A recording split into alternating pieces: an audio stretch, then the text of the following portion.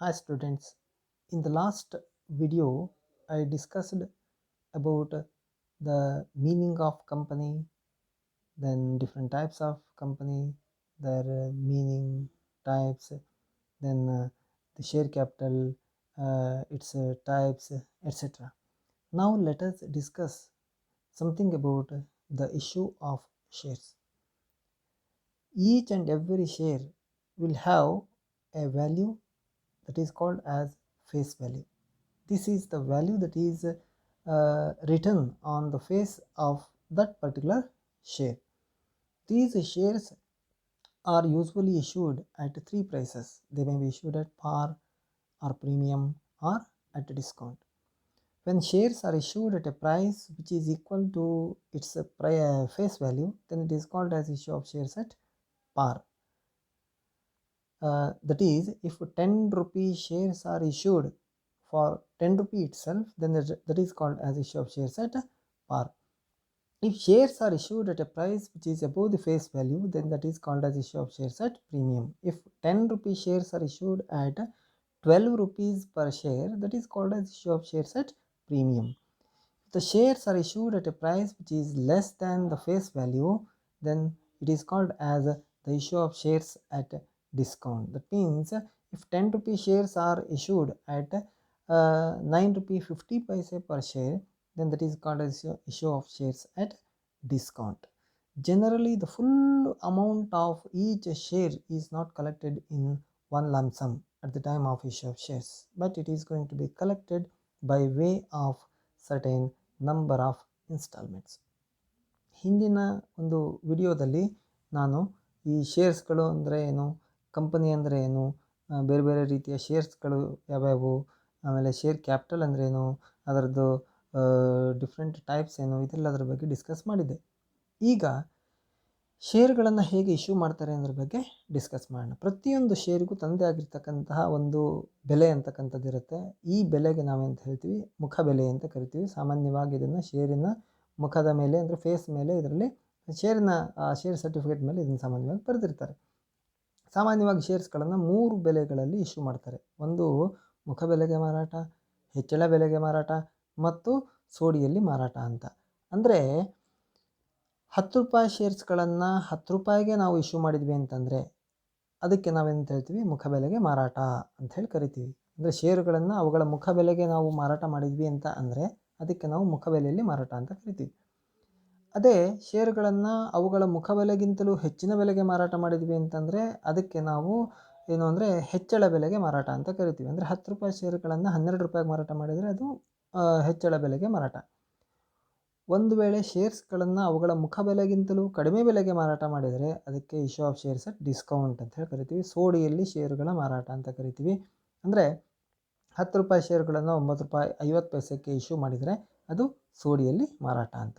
ಸಾಮಾನ್ಯವಾಗಿ ಶೇರುಗಳ ಮೇಲಿನ ಹಣವನ್ನು ಕಂಪನಿ ಒಂದೇ ಸರ್ತಿಗೆ ಅದು ಕಲೆಕ್ಟ್ ಮಾಡೋದಿಲ್ಲ. ಬದಲಿಗೆ ಏನು ಅಂತಂದರೆ ಅದನ್ನು ಹಲವಾರು ಕಂತುಗಳಲ್ಲಿ ಅದನ್ನು ಕಲೆಕ್ಟ್ ಮಾಡ್ತದೆ ಅಂತ.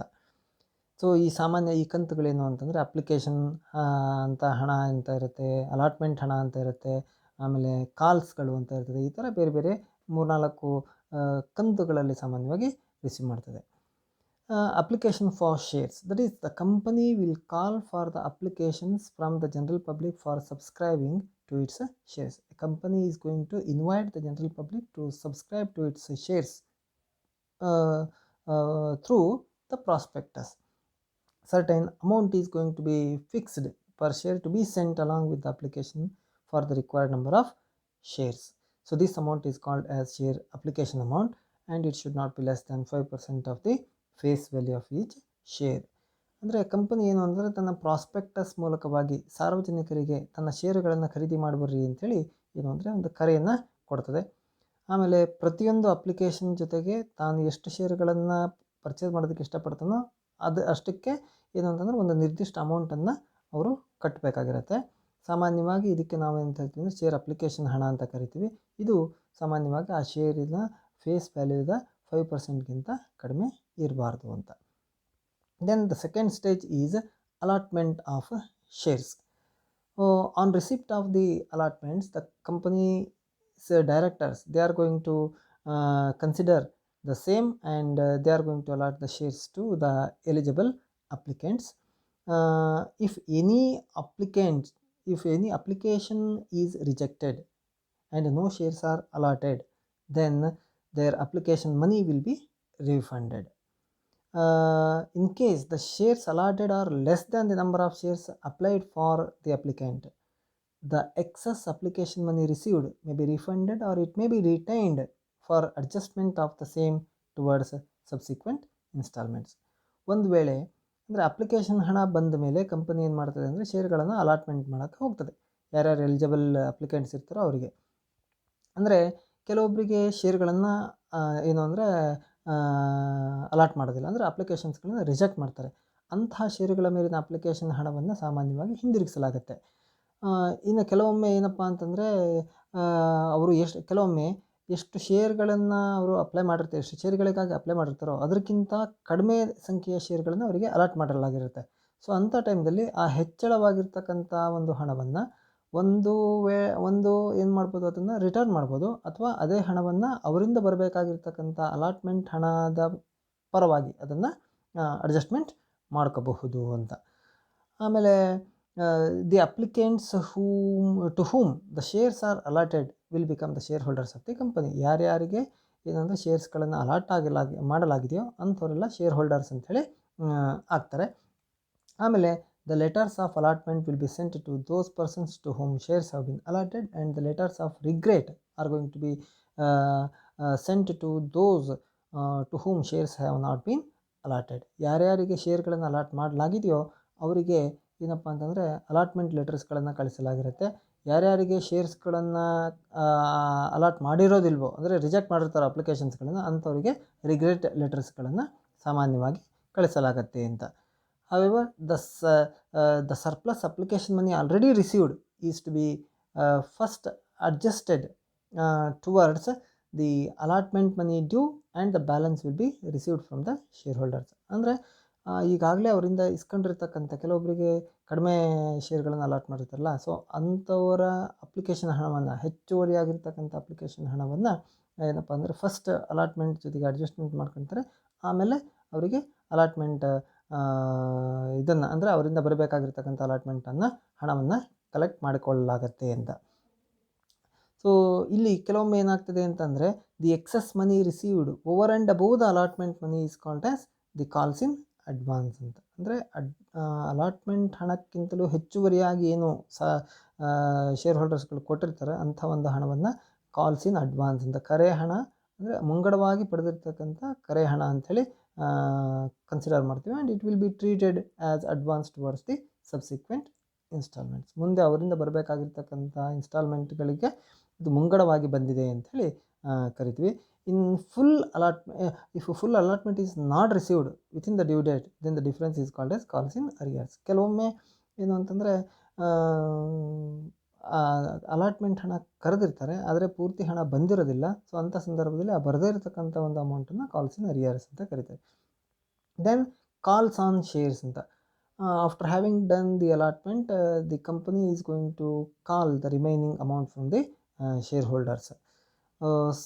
Such instalments are called as the calls on shares. ಸಾಮಾನ್ಯವಾಗಿ ಅಲಾಟ್ಮೆಂಟ್ ಆದಮೇಲೆ ಇನ್ನು ಉಳಿದಿರ್ತಕ್ಕಂಥ ಹಣವನ್ನು ಏನಪ್ಪ ಅಂತಂದರೆ ಕಂಪನಿ ಏನು ಮಾಡ್ತದೆ ಅಂತಂದರೆ ಕೆಲವೊಂದು ಕಂತುಗಳಲ್ಲಿ ರಿಸೀವ್ ಮಾಡ್ತದೆ. ಸೊ ಆ ಪ್ರತಿಯೊಂದು ಕಂತುಗಳನ್ನು ನಾವೆಂತ ಕರಿತೀವಿ, ಕಾಲ್ಸ್ ಆನ್ ಶೇರ್ಸ್ ಅಂತೇಳಿ ಕರಿತೀವಿ. 1 ಅಥವಾ 2 ಕಂತುಗಳಲ್ಲಿ ಸಾಮಾನ್ಯವಾಗಿ ಕಂಪನಿ ರಿಸೀವ್ ಮಾಡ್ತದೆ. And the share holders will have to pay this money. ಈ ಹಣವನ್ನು ಶೇರ್ ಹೋಲ್ಡರ್ಸ್ಗಳು ಕೊಡಬೇಕಾಗ್ತದೆ ಅಂತ. ಇಲ್ಲಿ ಸಾಮಾನ್ಯವಾಗಿ ನಾವು ಅಪ್ಲಿಕೇಶನ್ ಇದು ಏನು ಅಂದರೆ ಶೇರ್ಸ್ಗಳನ್ನು ಇಶ್ಯೂಗೆ ಸಂಬಂಧಪಟ್ಟಂತೆ ಕೆಲವೊಂದು ಜರ್ನಲ್ ಎಂಟ್ರೀಸ್ಗಳನ್ನು ಕಾಮನ್ನಾಗಿ ನಾವು ಬರಿಬೇಕಾಗ್ತದೆ. ಆ ಜರ್ನಲ್ ಎಂಟ್ರೀಸ್ಗಳು ಕೆಳಗಿನ ಹಾಗೆ ಇದ್ದಾವೆ. ಇವು ಸಾಮಾನ್ಯವಾಗಿ ಸರ್ವೇಸಾಮಾನ್ಯವಾಗಿ ಒಂದೇ ರೀತಿಯಾಗಿರ್ತವೆ. ಅಪ್ಲಿಕೇಶನ್ ಇರ್ಬೋದು, ಶೇರ್ಸ್ ಇಶ್ಯೂಡ್ ಅಟ್ ಪಾರ್ ಇರ್ಬೋದು, ಪ್ರೀಮಿಯಮ್ ಇರ್ಬೋದು, ಅಥವಾ ಡಿಸ್ಕೌಂಟ್ ಇರ್ಬೋದು. 3 ಸಂದರ್ಭಗಳಲ್ಲಿ ಸಾಮಾನ್ಯವಾಗಿ ಜನರಲ್ ಆಗಿ ಈ ಥರದ ಅಡ್ಜಸ್ಟ್ಮೆಂಟ್ ಜರ್ನಲ್ ಎಂಟ್ರೀಸ್ಗಳು ಬರ್ತವೆ. ಇದಕ್ಕೆ ಕೆಲವೊಂದು ಇನ್ನೂ ಹೆಚ್ಚುವರಿಯಾಗಿ ಕೆಲವೊಮ್ಮೆ ಹೆಚ್ಚಳ ಬೆಲೆಯಲ್ಲಿ ಮಾರಾಟ ಮಾಡಿದಾಗ ಅಥವಾ ಡಿಸ್ಕೌಂಟಲ್ಲಿ ಮಾರಾಟ ಮಾಡಿದಾಗ 1-2 ಜರ್ನಲ್ ಎಂಟ್ರೀಸ್ಗಳು ಸ್ವಲ್ಪ ಹೆಚ್ಚು ಕಡಿಮೆ ಆಗ್ತವೆ ಅಂತ. ಮೊದಲನೇದಾಗಿ ನಾವು ಶೇರ್ಸ್ಗಳನ್ನು ಪಾರ್ ವ್ಯಾಲ್ಯೂದಲ್ಲಿ ಇಶ್ಯೂ ಮಾಡಿದ್ದೀವಿ ಅಂತೇಳಿ ಅಂದುಕೊಂಡಾಗ ಈ ರೀತಿಯಾಗಿರ್ತಕ್ಕಂಥ ಒಂದು ಜರ್ನಲ್ ಎಂಟ್ರೀಸ್ಗಳನ್ನು ನಾವು ಬರೀಬೇಕಾಗ್ತದೆ. ಮೊದಲನೇದಾಗೇನು, when application money is received, ಅಂದರೆ ಅಪ್ಲಿಕೇಶನ್ ಹಣವನ್ನು ರಿಸೀವ್ ಮಾಡೋದಕ್ಕೆ ಒಂದು ಜರ್ನಲ್ ಎಂಟ್ರಿ ಬರೀಬೇಕು. So that is the bank account or cash account debtor to share application account. ಇದು ಎಷ್ಟು ಅಮೌಂಟ್ ಅಂದರೆ ಎಷ್ಟು ಷೇರುಗಳಿಗೆ ಅಪ್ಲಿಕೇಶನ್ ಹಣ ಬಂದಿರುತ್ತೋ ಅದಿಷ್ಟನ್ನು ಇಲ್ಲಿ ಡೆಬಿಟ್ ಕೊಡಬೇಕು. ಆಮೇಲೆ ಶೇರ್ ಅಪ್ಲಿಕೇಶನ್ ಅಕೌಂಟಿಗೆ ಕ್ರೆಡಿಟ್ ಕೊಡಬೇಕು. ಎರಡನೇದಾಗಿ when the allotment is made, allotment ಮಾಡಿದಾಗ ಅಂದರೆ ಷೇರುಗಳನ್ನು ಅಲಾಟ್ ಮಾಡಿದಂಥ ಸಂದರ್ಭದಲ್ಲಿ for transfer of application money, application ಹಣವನ್ನು ಶೇರ್ ಕ್ಯಾಪಿಟಲ್ ಅಕೌಂಟಿಗೆ ಟ್ರಾನ್ಸ್ಫರ್ ಮಾಡೋದಕ್ಕೆ ಒಂದು ಜರ್ನಲ್ ಎಂಟ್ರಿ ಬರೀಬೇಕು. ಅದೇನು ಅಂದರೆ share application account debtor to share capital account ಅಂತ. ಅಂದರೆ ಎಷ್ಟು ಷೇರುಗಳನ್ನು ಅಲಾಟ್ ಮಾಡಿದ್ದೀವಿ ಆ ಅಲಾಟ್ ಮಾಡಿದಂತಹ ಷೇರುಗಳ ಮೇಲಿನ ಅಪ್ಲಿಕೇಶನ್ ಹಣವನ್ನು ನಾವು ಈ ಥರ ಕಳಿಸ್ಬೇಕು. ಆಮೇಲೆ ಇದರಲ್ಲಿ ಎರಡನೇದೇನಪ್ಪ ಅಂತಂದರೆ for refund of excess application money if any, ಹೆಚ್ಚುವರಿಯಾಗಿ ಏನಾದರೂ ಅಪ್ಲಿಕೇಶನ್ ಹಣ ರಿಸೀವ್ ಮಾಡಿದರೆ ಅದನ್ನು ವಾಪಸ್ ಕಳಿಸೋದಕ್ಕೆ ಈ ಜರ್ನಲ್ ಎಂಟ್ರಿ ಬರೀಬೇಕು. ಏನಂತ, ಇದಕ್ಕೆ ಅಪ್ಲಿಕೇಶನ್ ಹಣ ಬಂದಾಗ ಏನು ಜರ್ನಲ್ ಎಂಟ್ರಿ ಬರೆದಿದ್ದು ಅದಕ್ಕೆ ಉಲ್ಟಾ ಎಂಟ್ರಿ ಬರೀಬೇಕು. Share application account debtor to bank account or cash account ಅಂತ. ಆಮೇಲೆ ಇದರಲ್ಲೇ ಮೂರನೇದೇನಪ್ಪ ಅಂತಂದರೆ when allotment money is due, allotment ಹಣ ಬರಬೇಕಾದಾಗ ಒಂದು ಜರ್ನಲ್ ಎಂಟ್ರಿ ಬರೀಬೇಕು. ಅದಕ್ಕೇನು ಅಂತಂದರೆ share allotment account debtor to share capital account, ಎಷ್ಟು ಷೇರುಗಳ ಮೇಲೆ ನಾವು ಅಲಾಟ್ಮೆಂಟ್ ಹಣ ಬರಬೇಕಾಗಿದೆ ಅದಕ್ಕೆ ಡೆಬಿಟ್ ಕೊಡಬೇಕು, ಶೇರ್ ಕ್ಯಾಪಿಟಲ್ ಅಕೌಂಟಿಗೆ ಕ್ರೆಡಿಟ್ ಕೊಡಬೇಕು.